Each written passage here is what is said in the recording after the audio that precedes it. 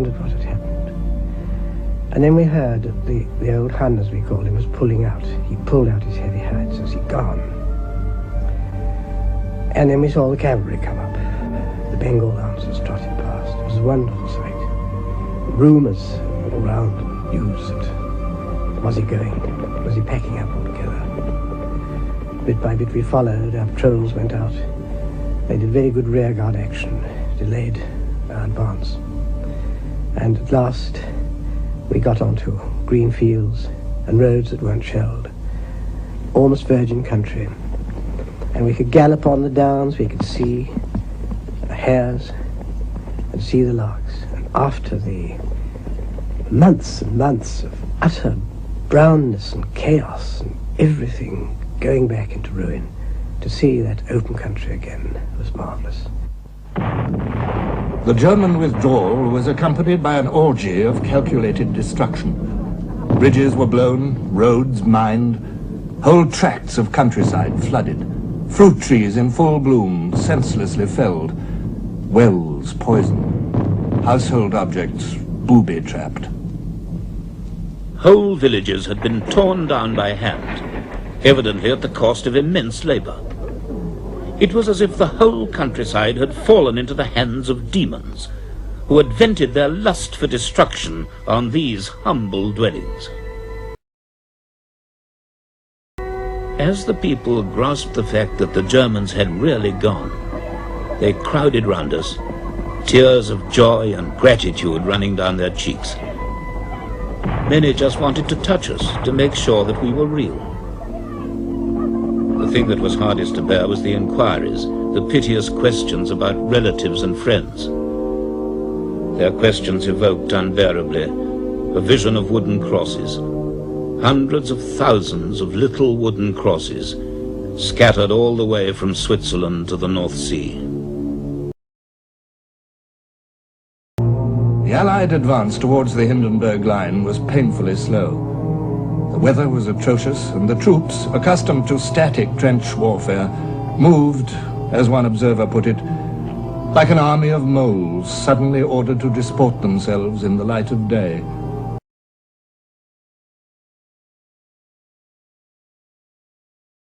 In France, as indeed in Britain, the German retreat was hailed as a great victory, and Nivelle claimed the laurels. Had I been able to command the German armies, I couldn't have given them orders more favorable to my plan. Haig, whose army was to attack at Arras in support of Nivelle's offensive, took a different view. The advisability of launching Nivelle's battle at all grows daily less. The enemy has organized the area in the rear of the threatened front to enable his troops to slip away. His object seems to be to disorganize our offensive by causing our attacks to be made in the air. Nivelle himself obstinately refused to admit that the German withdrawal had altered anything. I don't fear numbers.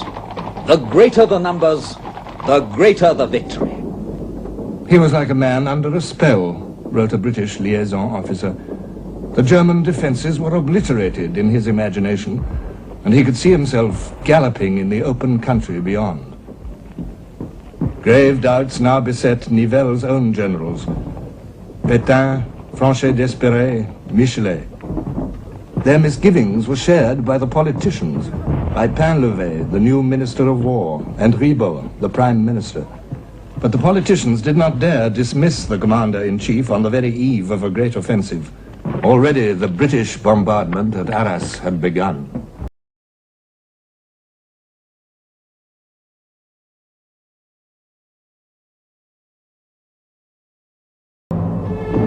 Among the men of Haig's armies, hopes ran high. They had a premonition that this time all would go well.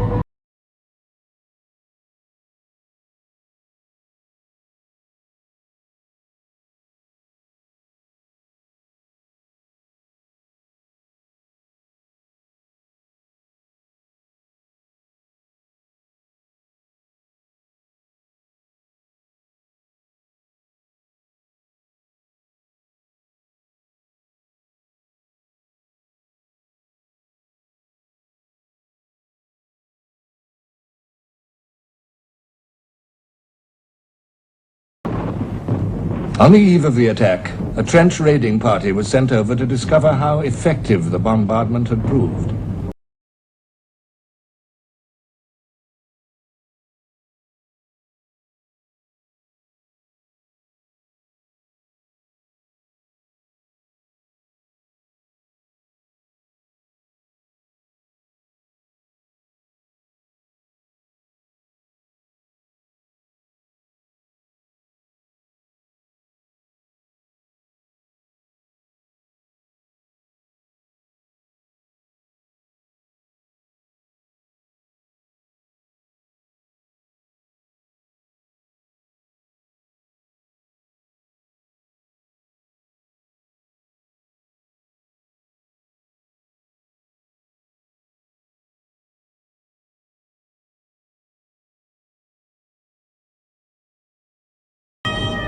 It reported that the first and second German lines were not recognizable as trenches. German prisoners spoke of a symphony of hell, a symphony which had shattered every pane of glass in Douai, 15 miles behind their lines. They knew that the Canadians were about to try to retake Vimy Ridge. "You Canadians may reach the top of it," said one prisoner, "but those that do could be taken back to Canada in a rowing boat." On the dawn of Easter Monday, April the 9th, the gunfire suddenly stopped. Then the British guns broke out again into such a fire as had yet been seen on no battlefield on earth. It was the first hour of the Somme repeated, but 100-fold more awful. As our men went over the parapet, the heaven above them was a canopy of shrieking steel.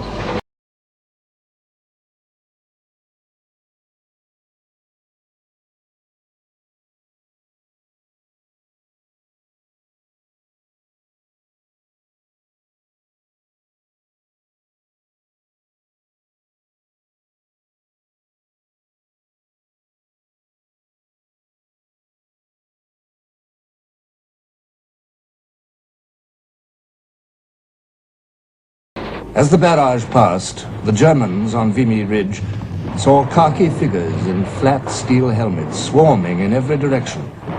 These were the Canadians attacking one of the strongest positions on the Western Front.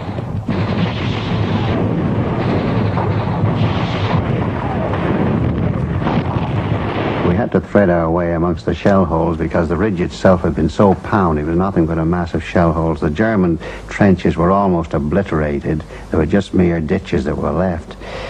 We carried on there. The first objection was the German main line. From then on, we went on to the final objection, which was just over the eastern crest of the ridge. When we reached the top of the ridge, a remarkable sight was unfolded. We saw before our eyes all the German-occupied villages around Lons, the mining villages, with the slag heaps and mine shafts. And you could even see beyond Lons. They didn't seem to have been affected at all. They still seemed to be intact. This was the promised land, and the Canadians were the first Allied soldiers to see it since those far-off days of 1915, when the French had held part of the heights. It was to remain a promised land. For although the British armies advanced 5 miles in places on the first day, capturing 13,000 prisoners and 200 guns, they had not the means nor yet the experience to follow up this great feat of arms. The British diversionary attack had fulfilled its purpose. It had pinned down German reserves.